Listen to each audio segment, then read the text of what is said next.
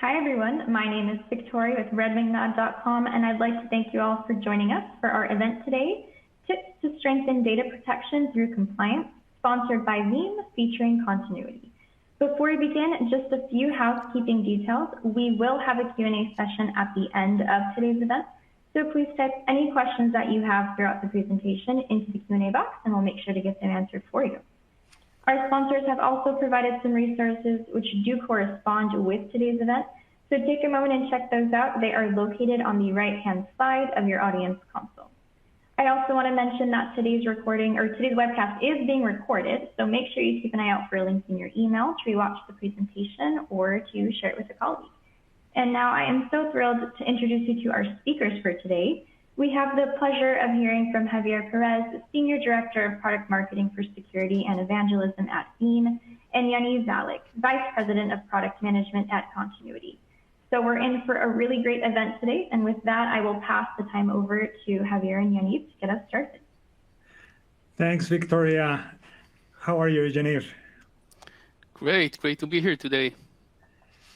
We have a good conversation for the audience here. Thanks for joining us. This is a live event. We're recording, so we'll have a chance for others to watch this. But this is live. I actually haven't done a live webinar in some time, so happy to do it, Yaniv. And if we say something that it shouldn't be saying, well, it's live, right? That's what it happens when it's live. And recorded. Well, we can edit after, right? We can always edit after. Maybe we can start with a little bit of our background. Do you want to start, Yaniv? Tell us about what you do at Continuity and a little bit of your background. Absolutely. So I'm head of product at Continuity. I lead a solution called Storage Guard. It's a software solution that helps organizations manage the security posture of storage and backup systems. That's great, and we're going to hear a lot more about that in the next few minutes.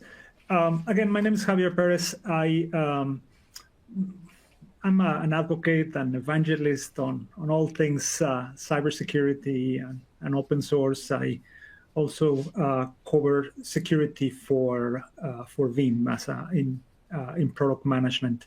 Kind of some of the security initiatives, security messaging on the Veeam portfolio of products, including the Veeam data platform. So delighted to be here, delighted to be sponsoring this conversation, more than just a recorded webinar. It's a conversation here. Yaniv and I, we've been having some conversations earlier. I think we have some really good material for you.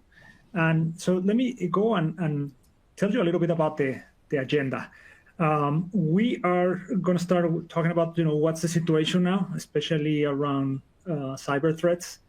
Some of the recommendations around improving your security posture, specific around data security posture.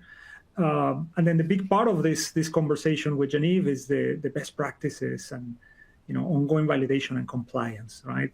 There's so much in the news about compliance. There's so much activity all over the world around regulatory compliance at the national level, at local level. We'll talk about some success story and of course, a lot of good information as takeaways. So without further ado, Yaniv, let's start with the situation, right? Where are we? And these are two terms that we use a lot at Veeam. Well, everyone now is using cyber resilience, right? Just to clarify, it's a little bit more than just cybersecurity. It's also capable to recover from those, cyber attacks or imminent attacks, right? We also use the term data resilience, and just to clarify for everyone, in my take, it's a bit of a subset, right? When we're talking specifically about data recovery, data resilience, and that's an area where we play at Veeam. We provide also increased number of security features we cover as part of being cyber resilient, right? So if organizations are in the middle of a ransomware attack, important to be able to recover, their data, so resilience on the data, and then recover everything that will be the cyber resilience. You probably heard a lot about this, Yaniv, the cyber resilience and data resilience, especially now with focusing on data, right, and your backups and your recovery and so on. Absolutely. When you think about cyber resilience and data resilience, you have to keep in mind that you have to protect both your data and your infrastructure and be able to recover both those aspects. Exactly. So I wanted to start with that. I know there's a lot of messaging out there. Many companies, I was just recently at a major cybersecurity conference, half of the companies out there that were talking about cyber resilience. So good, it's beyond just the security and defenses, be able to recover. And here we're going to be talking a bit more about data resilience, right? So I want to start with some scary numbers. Every year we run a big survey at Veeam. We call it the Ransomware Trends Survey. This year, and it runs for a few weeks. We ask organizations all over the world, across industries, about ransomware attacks. We run the survey with 1,300 respondents, where 900 of them, or 69%, suffered at least one ransomware attack in the last 12 months in 2024. That's for a pretty big number, Yaniv. I mean, the other thing that you have to remember is only a few appear in the news, right? Only the big ones. We recently heard on all these stores in the UK. Only a few make the news. In reality, we are seeing ransomware attacks on a daily basis, and 69%, it's a high number, but I have to mention that the year before was 75%. So, a little better, but it is a critical situation. If 44% of the survey takers had not one, but two or more attacks, that's telling you something on the situation, right? And we have another attacks, but I wanted to highlight these stats just to set the tone here that it is a very serious problem within organizations. I don't know if you want to comment on this, Yaniv. What do you think about these numbers? Absolutely, it's a very high number, and obviously when a ransomware attack happens, it can cripple down any organization. And then side by side with that, we also see other forms of attacks. We see nation-sponsored cyber attacks with everything that is going on with the world. So there's quite an increase in various forms of cyber attacks along with ransomware. Yes, cyber extortion and more. Actually, I'll talk about that in a couple of minutes. So this is a good segue to highlight another important statistic. On that same survey, by the way, the full name of the report is Ransomware Trends and Proactive Strategies Report, right? Because we provided also some good thought leadership, some information from our experience dealing with ransomware attack cases. So we also provide a lot of the kind of examples and recommendations, best practices, so proactive strategies as well. So no, ransomware trends and proactive strategies. But one of the stats on that from that survey that I found really, really interesting is when we ask organizations, what was the top cause of an outage? And 50% of the respondents said a cyber attack. 50%. And as you can see on the other numbers, yes, obviously there are outages because of the network or the public cloud, or, there's a natural disaster, right? But the number one is cyber attacks. And then we ask not just the top cause, but the most impactful outage. And again, the numbers were very similar also due to cyber attacks. Does this surprise you, Jenny? I mean, natural disasters, yes, of course, right? There's always the problem, but they're not that often. Exactly. No, it doesn't surprise me. I mean, with denial of service attacks and other forms of attacks, yes, cyber attacks do cause outages, and they can take quite some time to recover from them. Yeah. So, the rest of the conversation is for us to from here, to take the case. You just saw numbers on the previous slide. Here, the fact that cyber attacks are happening everywhere. We don't hear on the news because obviously no organization wants to disclose that, although there are some regulations. We'll talk about regulations later about that, right? So let me walk you through this situation, specifically about the cyber attacks, and then from there we move to the regulations and compliance stage.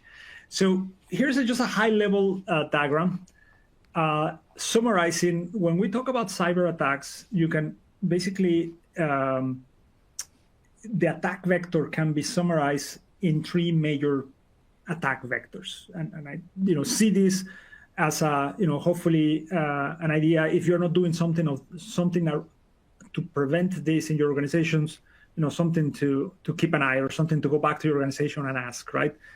Typically, we see these three forms of attack: phishing, which is happening all the time, every day, at all times.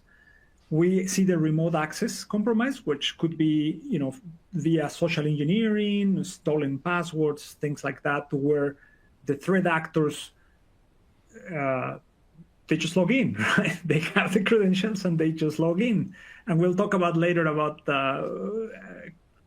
permissions, privileges, and passwords and two-factor authentication, multi-factor authentication. But that's another major attack vector. And then the third one is the exploiting vulnerabilities, especially software vulnerabilities. I used to work in this space. I know that it's, vulnerabilities, there are many. All software has vulnerabilities. There's some high severity, critical severity vulnerabilities that if they're not addressed, if they're not fixed via a release or a patch, then the threat actors can exploit those vulnerabilities, right? And then from there, get in. From there, these are four of the most common tactics. So once they attack through those three major attack vectors, and there are more, but this kind of summarizes all. They can go and inject malware. They can go and move laterally to see where can they make the most damage. Once they move to a place, they see if they can escalate privileges. We have so many cases. I was telling Jenny the other day about we see a lot of cases with the VMware EXXI. The threat actors go through, vulnerabilities. They take admin privileges. Once they are in an admin group, they can change passwords, and then they have full control, right? No one can get in because they already changed passwords. So that's a great example of privileges escalation.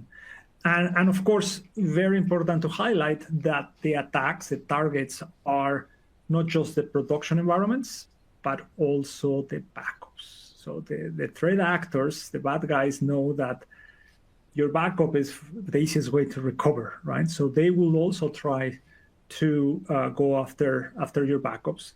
And, at the end, of course, once they're there, it's the execution, which could be an encryption, ransomware, could be exfiltration, stealing data, could be also a corrupting or destructing data. So that's the execution, that's the impact that they cause.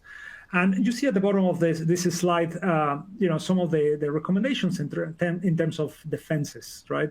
From MFA to start doing your audits, which is what we're going to talk about next. Sorry, I talked too much, Jenny. I don't know if you want to add anything else here. No. I think you explained it very clearly. I think what we can take also from this slide is you shouldn't assume that your backups are safe because they're deep in the data center. you should assume that your perimeter will be breached, maybe already have been breached, and that attackers will try to go after your production environment, but also after your backups and backup infrastructure. And it's really important to keep those safe and secure. And that's where we talk about some of the other actions, right? Like having immutable backups, right? Backups that cannot be altered, or air gap backups where you can't even access them, right? So a lot of advice there, which we'll cover in the next few minutes. So I like this one. This slide, Yaniv. So all right. So we talked about some stats, right? The situation, which is right now, it's about cyber attacks, cyber defenses, and then cyber resilient, be able to recover for that potentially imminent attack. But what can you do to prepare? What can you do to improve your security posture? And you want to talk about this one, Yaniv? Right? This is just a few examples, right? Right. So in this climate of ransomware attacks and nation-sponsored attack, what we see is that auditors, regulators, and industry standards are now taking a much closer look at the security of backup systems and backup storage systems. And this includes, for example, the NIST special publication around security guidelines for storage infrastructure that contains new guidelines for securing backup and storage systems. And then we also have the ISO 27040 that was updated last year.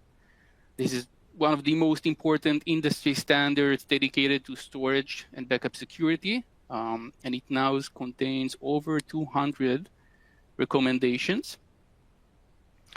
In parallel, the Digital Operational Resilience Act, the European regulation, went into effect earlier this year, and it puts a strong emphasis on security and resilience of storage and backup systems. DORA. You said DORA? DORA, indeed. And then in the healthcare industry, earlier this year, updates have been proposed to the HIPAA regulation. And these proposed changes introduce much more rigorous expectations, such as mandatory authentication and encryption standards, comprehensive risk assessment, vulnerability scanning frequencies, network segmentation, and maintaining hardened configuration baseline across your IT infrastructure, including backup and storage systems. Standards and regulations we see more and more everywhere, right? Absolutely. Big news with DORA, and I wanted to highlight there you just clearly describe it, right? Digital Operational Resilience Act. I had to write it down, otherwise I was going to forget. But I was going to say that the resilience, the R in DORA, that aligns really well with what we're talking about here. When I started talking about, we are at the stage where, yes, you want to improve your security defenses, but you are also need to be ready to recover and be resilient. And as you can see in those three examples, just the three standards, there's very specific sections about securing your data, securing your storage capabilities, right? And that's what we wanted to highlight here, that it's just on the space of just for data. Obviously these standards and now regulations everywhere in the world, they cover a lot of things, right? They cover privacy, they cover security, they cover resilience, be able to recover, and then they cover risk as well, right? That's another big reason.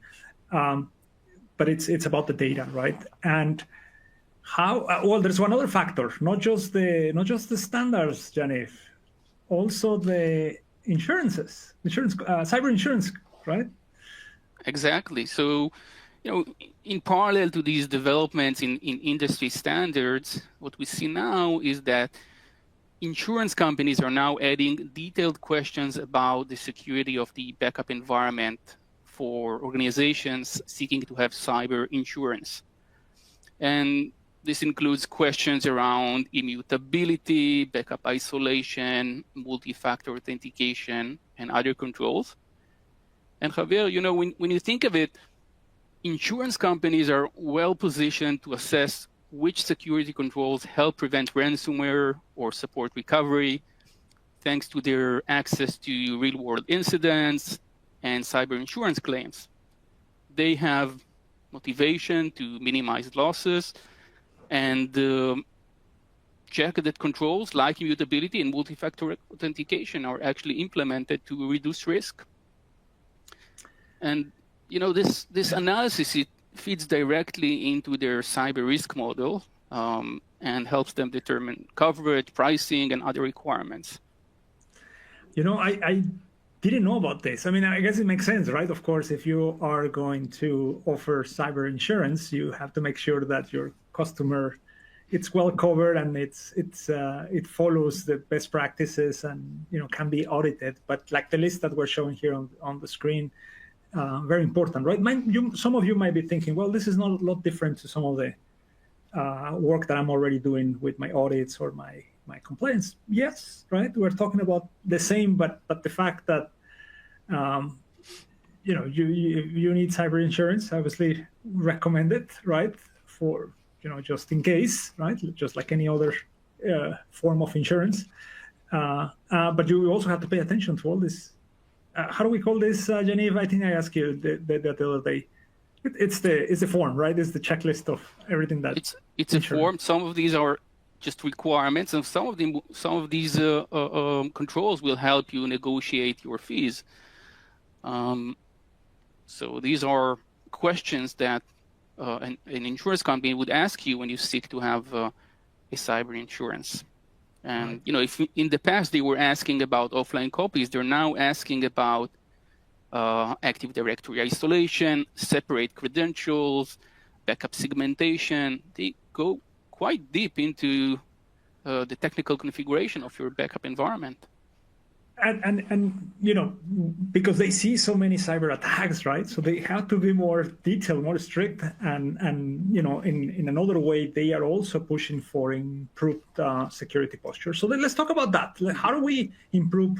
We're talking about more specifically about data, right? But it's in general. A lot of this can be taken in general. And what you see here on the screen is, you know, some recommendations that come from, you know, secure by design principles, from zero trust principles, right? And as you read through the different points here, it just, you know, for me, it's like I read them again, and it's like, well, this just makes sense. Everyone should have this, right? But hey, that's why regulations exist, to make sure, or cyber insurance, to make sure that you're don't forgetting any of this, right? So securing your backup data, of course, right? You don't want any unauthorized access to your backup data, right? In fact, you only want one or two, or maybe very limited number of users to have that level of access. Applying patches, right? I mentioned earlier that one of the that top 3 attack vector, it's exploiting vulnerabilities, right? So I have to mention this. I used to do a lot of talks around application security. You know, the smart way to do it, actually, we'll talk about that later again, Genevieve. I'm going ahead of myself, but the smart way to do it is to disclose the vulnerability when there's a fix already, right? That's the smart way to do it. Here's the vulnerability, here's what it is, and here's the fix. The fix comes on a release, on a patch, right? But organizations need to keep an eye on that. So we'll talk later about the advisories and keeping an eye on that.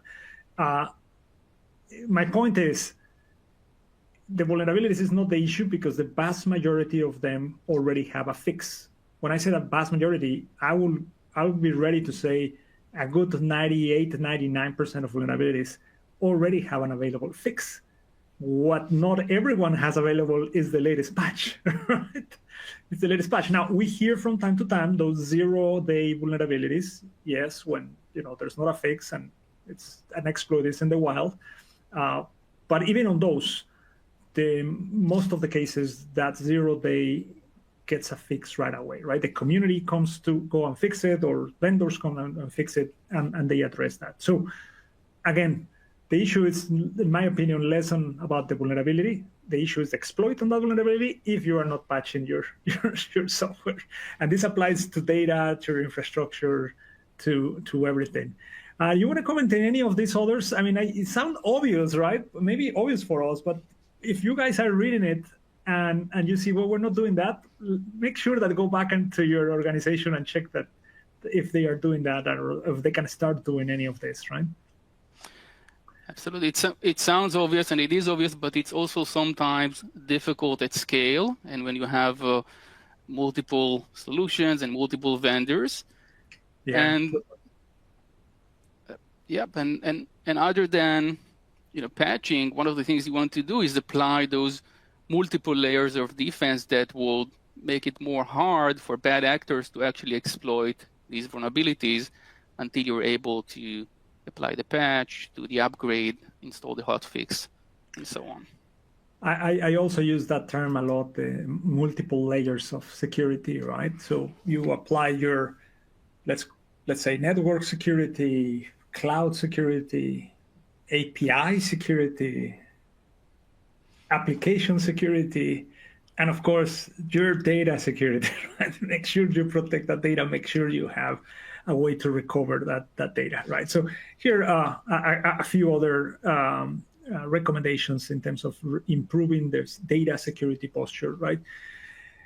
A backup doesn't work unless you can recover from that password, right? So big advice, we say this at Veeam all the time: test your plans, test your incident response plans, test your disaster recovery plans.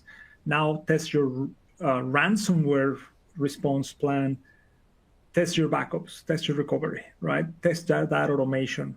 At the scale, as Genevieve was mentioning earlier, it gets much more difficult as networks and organizations' infrastructure grows.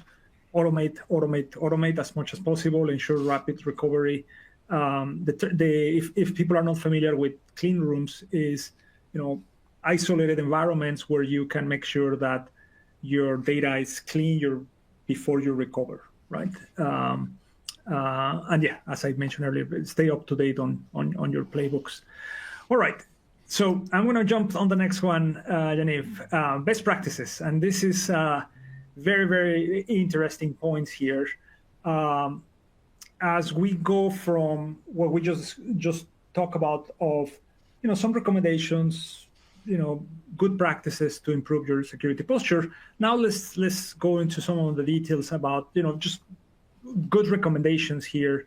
Genevieve and the continuity team have worked on this on a daily basis, and one great recommendations to start is the security baseline. Do you want to tell us more about it, Genevieve? Of course. So indeed, our first recommendation is to establish a secure configuration baseline. A secure configuration baseline is essentially a set of carefully selected system and security settings. They are designed to harden your IT systems and ensure their security, their resilience, and operational health, both at deployment and on an ongoing basis. At large, there are two main motivations for establishing baselines. First and foremost, given that misconfigurations are one of the most exploited weaknesses, establishing a secure configuration baseline simply assists avoiding such misconfiguration across your estate. By adhering to a secure baseline, we are effectively reducing the attack surface and making it more difficult for bad actors to compromise your backup and your backup storage systems. The second motivation is, of course, compliance with regulatory requirements or cybersecurity frameworks that your organization adopted. Nearly all standards clearly define the need to have a secure configuration baseline process. NIST, for example, speaks about developing and maintaining a current baseline configuration, establishing the most restrictive mode, identifying and approving deviation, monitoring and controlling changes. And then we just mentioned DORA. DORA speaks about identifying a secure configuration baseline, verifying regularly that these baselines are effectively deployed, taking into account leading practices, hardening according to vendor instructions, and so on. So this is a really good process to have to make sure that your backup and storage systems are hardened. That's great. So the recommendation here is define your baseline, right? What you are going to cover. In other words, exactly. Your security posture really, in terms of configuration, right? Ideally, exactly. align that to a regulatory compliance or standard. There's a lot of overlaps, right, Yaniv? So it's not like you have to do one or the other. There's a lot of overlap here. Obviously, highly recommend to cover as much as possible of those regulations, right? Yes, there is a lot of overlap. Some standards are more comprehensive than others, but there's quite a lot of overlap, and you can actually find crosswalk tables that map standards to each other. So you can actually see exactly how one control in NIST would map to a control in CIS and so on. Yeah. There's a lot, right? There's a lot. I know it sometimes could feel overwhelming, right? So many regulations, so many frameworks, so many standards. But we have help for you. Yes, it requires an expertise, and the first piece has a good, I think, great advice. Establish your baseline. And by the way, here I forgot to click. Apologies. These are good examples, right? Exactly. So, a baseline can contain any kind of configuration that helps secure your system. So it can be what kind of encryption algorithms you're using. It can be multi-factor authentication. It can be changing default passwords, squashing root, using a secure SMB version. It can be around remote support configuration, logging, DNS and domain settings. It could be really various settings that help you gain confidence in the security and the resilience and the health of your backup systems. So here what we're saying, Yaniv, is that for each one of those boxes, you can actually have a list, a baseline, right? A list of things to verify and configure. Is that right? That is correct. So if you're using our StorageGuard solution, you can actually define a baseline for your storage or backup technology, and you can choose what is included in the baseline, and then our StorageGuard solution will help you validate exactly if you're meeting that baseline requirement or not. Yeah, helping you out with that recommended baseline. Could be your own, could be based on, obviously, on some of the standards, right? Absolutely. Number 2, dual control best practices. We couldn't get the right image here, but for people not familiar with, we also call it at Veeam the 4I functionality, 4 eyes, which means you need at least 2 people to authorize something, right? That's the dual control. And Yaniv had a nice image of, kind of like, looked like astronauts, right? And then pull in the lever at the same time. I don't know from how long ago that was. This image feels more like your mom is authorizing your transaction there. What else can you tell us about verifying this dual control, Yaniv? I really like this control. Dual authorization helps basically prevent destructive actions on your backup or your backup storage systems. It's important to understand that dual authorization is not multi-factor authentication. Those are 2 separate things. Multi-factor authentication is about verifying the identity of a user through 2 or more factors. It enhances identity security.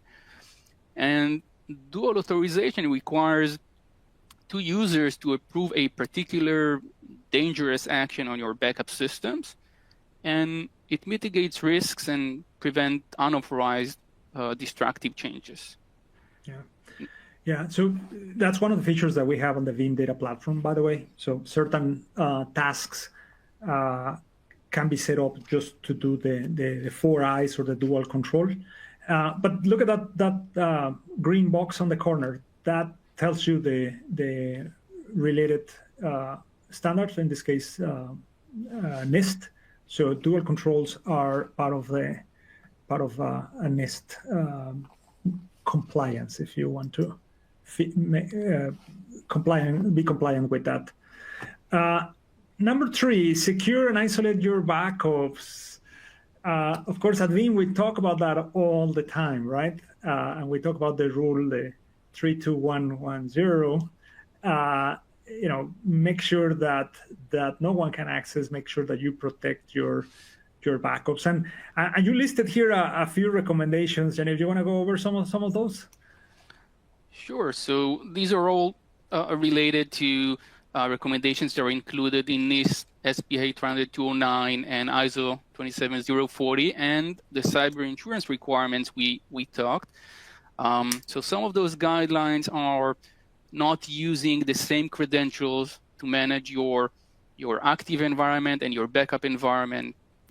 If these credentials are compromised, both your production and your backup environments are at risk.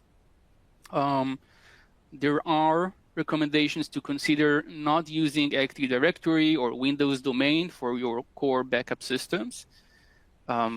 Attackers who compromise the directory can pivot to your active primary systems as well as your backup environment if they use the same Windows domain or AD. Then there are recommendations around turning off unneeded services, protocols, features, interfaces, port, anything that is not needed. Turn it off. It will help you reduce the attack surface and further isolate your backup. Yeah. We talked a lot about this, right? And look, if you're looking at this and I said, I already do all of that, well, you're meeting compliance. That's a good thing, right? Now let's move to the next one, right? Just a quick comment there, Active Directory, Entra ID, right? Very important to protect that. You can also back up that, right? In case of you need a recovery. So let me move to the next one. Vendor security bulletins. I like that. I briefly mentioned that earlier, is keeping an eye with the latest advisories, the latest vulnerabilities. I know it's a hard thing to do, right? To keep up with all the patches, and especially on very large environments. But that's the best way to keep your infrastructure, your data protected and up to date, right? Do you want to talk about this 1, 2, 3, Jenny? Absolutely. So what you want to do is you want to maintain an up-to-date and comprehensive inventory that covers all your data protection and state in terms of hardware, firmware, software, document installed versions in detail, including minor version and patches. And it includes Veeam infrastructure, but it also includes your backup repositories, backup destinations, sometimes primary storage. Snapshots are also part of the data protection flows. So you want to take these into considerations as well. Once you have this inventory, when there's a security advisory released, you need to be aware of that. You need to take immediate steps to analyze your exposure in your storage and backup environment. So it's important to stay informed on those advisories and apply workarounds and remediations in a timely fashion. Of course, I forgot to mention the inventory. Keep is there, and there's so many cases where there's a 0-day vulnerability. Some of you might remember Log4j, right? The patch was available in basically over a weekend, in 2 days, But if you didn't have that inventory of all your components, you don't know where you have to apply the patch, right? So another important challenge, not an easy thing to do, but yes, keep up to date inventory. Yeah. I think automation is really a key here. Having this inventory, having the ability to automatically identify if you are exposed to an advisory is a really important capability. You can do it with scripts, you can do it with certain tools. Tools like our Storage Guard can help with that. Maintains a continuously updated knowledge base of vendor advisories and security best practices, and it can scan your backup and storage systems and let you know if and where you are exposed to any of those advisories. We listed there syscontrols and PCI DSS, but I believe there should be more probably. It strikes me like most standards should be talking about it, so they should have it, right? These are just two examples, and you are very much correct that this is basically a guideline that exists in almost every industry standard. Yeah, and here we have a few good examples, right? And that's the number 5, the final kind of recommendation there. Indeed. So our final recommendation is going back to industry standards. So, with the many standards out there, it's sometimes difficult to understand, what to follow. Some standards are regulatory requirements, others are voluntary. Some are related to frameworks that your company decided to adopt. Some are specific to geographies or industries. So first, you need to understand what is applicable to you. If you're not sure, you can consult information security and your risk organization to learn more about it. If there's no internal pressure in your organization for storage and backup systems to comply with certain standards, I strongly recommend adopting certain standards voluntarily. Don't look at it just through the lens of compliance. They offer a wealth of ways to improve your security posture and keep your backup and storage systems safe. Yeah. We are a little bit short of time, so we're going to go quickly to, if you want to mention in a minute or two, the customer success story, Genevieve. I think we have a good one to share quickly. Absolutely. So, these recommendations, they sound simple, but the real power is when you put them into action. And one of our success stories around a global 2000 financial services company with a multi-vendor storage and backup environment. While their team had strong security processes for servers and databases, they lacked the same visibility and controls for backup and storage systems. They were especially concerned about ransomware impacting their backup environment or primary storage. They turned to us. With Storage Guard, we scanned their infrastructure and uncovered critical misconfigurations, hardening gaps, and compliance issues. Weak authentication settings, missing encryption, issues around time synchronization, misconfigured limits and timeouts, lack of dual authorization, as we just reviewed, and other issues. They sorted the findings based on severity and ease of implementation ratings, and they began resolving the high risks. Eventually, they were very proud to showcase how they improved their security and their security posture for storage and backup. And as we continued, we defined secure configuration baseline for each of their storage and backup technologies, starting with level 1, the essentials, and then gradually they moved to level 5, which is the fortified baseline. Wow. And then finally, initially they used the built-in remediation tracking, but eventually they integrated with ServiceNow and Kena to embed the findings into their existing workflows. That's great. That's great. I mean, for me, the takeaway is you can always start with something or almost nothing, right? If you are using your backup environment like platform, like Veeam Data Platform, you tried your best, but if you can also follow some baselines, some recommendations, nothing better than show your paper, your audit trail, right? Nothing show that it's validating that you are following all that guidelines and that baseline. I'm going to move to the next one quickly here. Some of the takeaways, and as we've been talking about, I think we've been expressing the different takeaways. This is a few more, right? And just going to go really quick, Genevieve, on this because we ran out of time, and I want to talk about Veeam and continuity in the next couple of slides. But these are some good recommendations, right? So from the perimeters, we talk about layers. From backup, assume, and we talk about this on zero trust, right? Assume that your backup is going to be targeted. Assume that you're going to be breached, right? So protect for that. Security hardening your baselines, right? Hardening your environments, hardening your backups. Detect drifts from hardening state to ongoing basis. That's a key thing, right? That's a maintenance. That's make sure that you still, if there are changes, your infrastructure grows, changes, making sure that you stay, I'm going to call it compliant.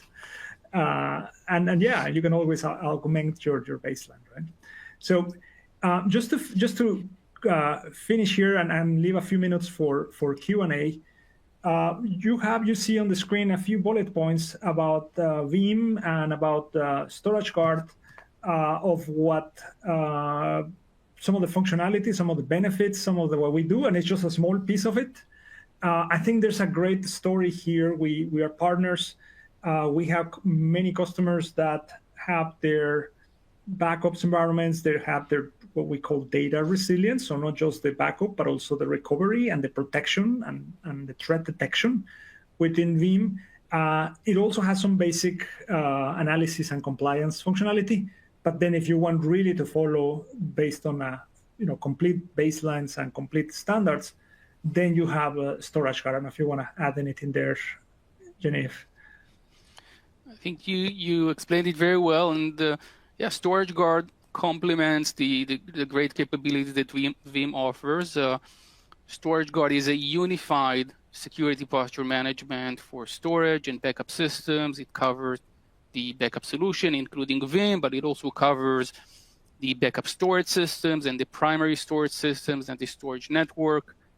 It can automatically identify security misconfigurations, vulnerabilities, compliance issues for the various storage and backup systems.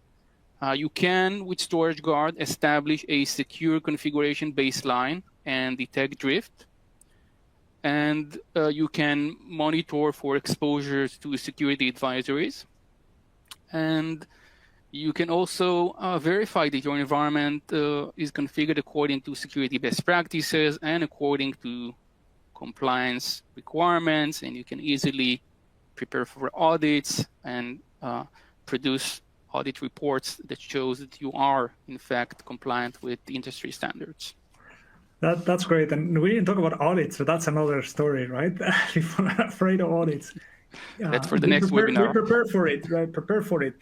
Create your baseline, align with some of the standards. I guess that will be the takeaway. Just going to share here a QR code on the statistics that I shared at the beginning, the 2025 ransomware trends and proactive strategies report. If you want to access that. Victoria, do we have a few minutes for questions? Yeah, we sure do have some minutes for questions, and we do have quite a few questions that did come in. I want to remind the audience at this time, if you do have any questions for our speakers today, please make sure you type those in, and we'll get them answered. Let's start with the first one that we got. This one reads, what are some key strategies that organizations can implement to strengthen their data resilience against ransomware and other cyber threats? Oh, I mean, I can talk for another hour about that one. Right. I guess a good advice will be, cover your basics. Cover you make sure that you protect your backup your data. Make sure that you have the security functionality to protect that. Make sure that you align with some of the security posture that we talked about today. From multi-factor authentication, which is covered on every audit, on every, I would say in every standard, to more advanced follow, which will be to complement with platforms like Storage Guard, right? Start, I guess, one at a time, right? But make sure that you cover everything you can to protect your data. And if it happens, if you are in the middle of a ransomware attack, make sure that you are prepared with the proper plans, your incident response plan, your ransomware plan, that you get help from experts on each one of the different steps that takes when you're recovering or trying to recover from a situation of encryption or exfiltration and so on. Perfect. Other question? Yeah, I was going to say there was a follow-up question that just came in about security posture. So this question reads, what role does security posture management play in assessing and ensuring compliance within data protection environments? Do you want to cover that, Genevieve? Absolutely. So, yeah, security posture management plays a very significant role in ensuring compliance with data protection and in data protection environments. Part of what security posture management includes is making sure that you meet technical requirements that are mentioned in industry standards, in regulatory requirements, anything from configuring your systems with least privilege to actually having a process for defining a secure configuration baseline, detecting drift, making sure that your systems are properly patched and not vulnerable. Many of the things that we covered today actually are part of security posture management and help address compliance requirements. I thought you were going to say it's just another marketing term. No, it is what Genevieve just explained. That's what it is. I'm kidding. Another one, Victoria. Yes, we do have time, it looks like, for one more question. This question reads, how do features like immutability and MFA contribute to a more resilient data protection environment? Ooh, well, I mean, MFA, there's something called the dark web, right? And exfiltrated data, password dumping, credential dumping, it gets there, right? And it's more and more common that passwords ended there and threat actors have access to it. So I always say, well, change your passwords all the time. I tell my kids, change your passwords. Multi-factor authentication, it's frankly another great layer of protection, right? They might get your password, but they don't have your fingerprints or your face recognition and so on. So super important to protect that piece. I mentioned earlier that we see a lot of the threat actors just logging in, right? Because they have the credentials. It's not that they're really compromising. I mean, yes, they can also exploit vulnerabilities and other things, but we see a lot of they just have access. So it's by the way, it's in all audits now. The MFA, they ask everywhere, right? And you have to have it, right? And that's a great layer of protection.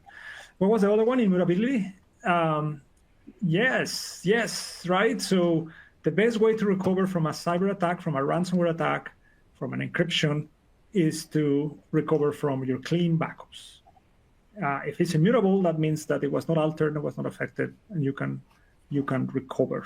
You can have that in the cloud. You can have in a private, dedicated cloud. You can have offline. You can have it in an external hard drive. You can have it in any different places, but make sure that you have immutable backups. If the threat actors went after your backups and they got access, so therefore not longer immutable or never immutable, then you have less options, right? Then that's another webinar, but we can talk about recommendations of many organizations, they just decide to pay the ransom, which we never recommend, or they decide to start over, right? Like rebuild, lose the data, and rebuild. So many organizations working on pen and paper for weeks until they recover their systems. So I didn't want to end the call here with a sad note, a scary note, but it is important. It's cyber security, cyber resilience. It's very important. And we talk about here your data. So very important to follow these guidelines, these baselines, these recommendations. Don't see the compliance as just another hurdle. See it as a way to improve, reduce your risk, improve your security.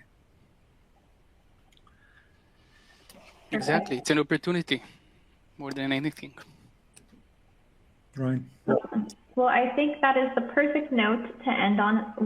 That is all the time we have for today. So thank you again, Javier and Yaniv, for being with us today. Thank you to the audience, of course, for attending today's webcast, and a special thank you to Veeam for sponsoring today's event featuring Continuity. We hope you all have a wonderful rest of your day. Thank you. Thank you.